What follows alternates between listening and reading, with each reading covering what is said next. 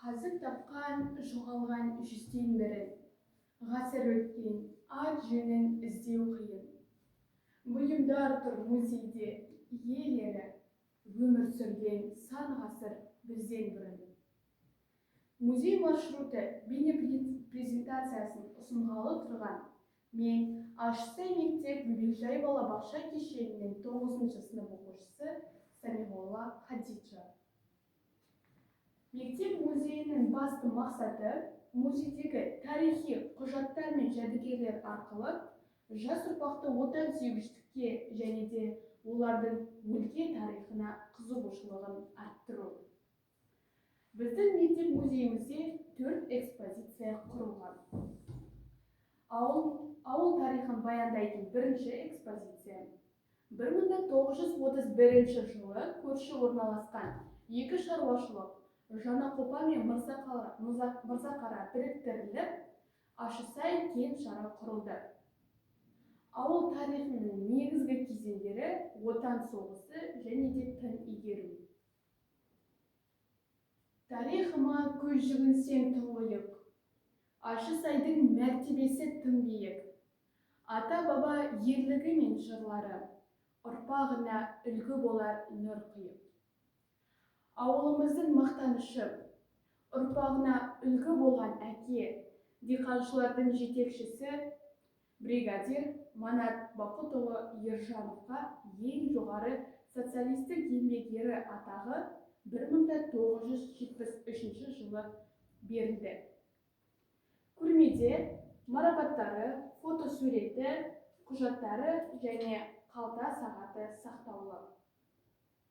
Бұл сағаттың өзіндік тарихы бар. Қазақстандық делегациясының жетекшілерінің бірі бұлай деп әңгімелейді. Москва қаласында 1971 жылы КПС-тің 24-ші съезінде делегаттарына сыйлық беріледі. Манат Бақытұлы өзіне сыйлыққа берілген қол сағаттың орнына мүмкін болса қалта сағатын беруді өтінген. Комбайн, трактор жөндейтін адамға қол сағатынан қалта сағаты ыңғайлы. Ұйымдастырушылар дұрыс түсініп өтінішін орындаған және де бұл жағдайда Манат Бақытұлының қарапайымдылығы және жеке мүддесін емес, еңбек ұжымының мүддесі жоғары қоятын адами қасиетінің айғағы. Екінші экспозиция бізде мектеп тарихы. Мектеп тарихы экспозициясы стенд түрінде ұсынылған.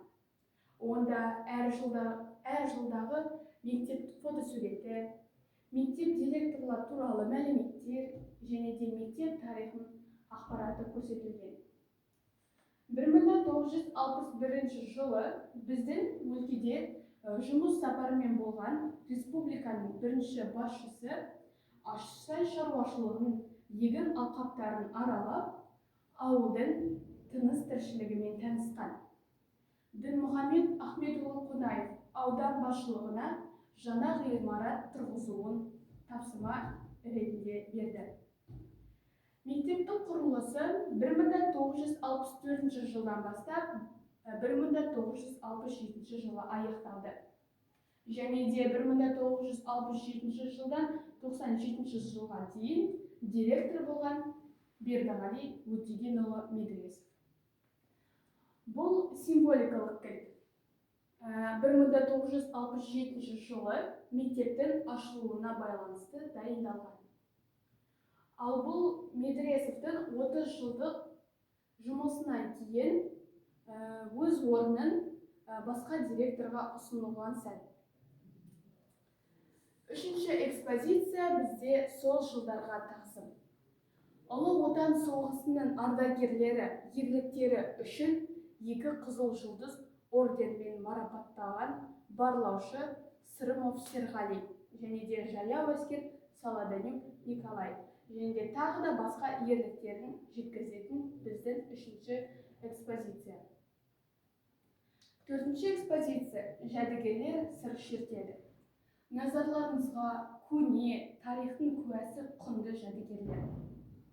Бұл жерде бізде электронды самовар 59 жылғы, мыс шәйнегі 47 жылы, үтек 19 ғасырға және корчага. Бұл корчага 19 ғасырда дайындалған орыс құмырасы корчага. Бұл құмыраның иесі көршілес Илек ауылында ұйымдастырылған жәрмеңкеде 4 иленге қой терісіне айырбастаған. Бүгінгі күн әр білім мекемесінде музей акциясы аясында музей есігі көпшілікке ашық болады. Бұл жерде сіздер көрмелер, экскурсиялар, музей сабақтары мен интерактивті іс-шараларға қатыса аласыздар. Біз ауыл тұрғындарын, оқушыларды және аудан тұрғындарын шақырамыз. Назарларыңызға рахмет. Сіздермен бірге болған мен Самиғолла Хадиджа.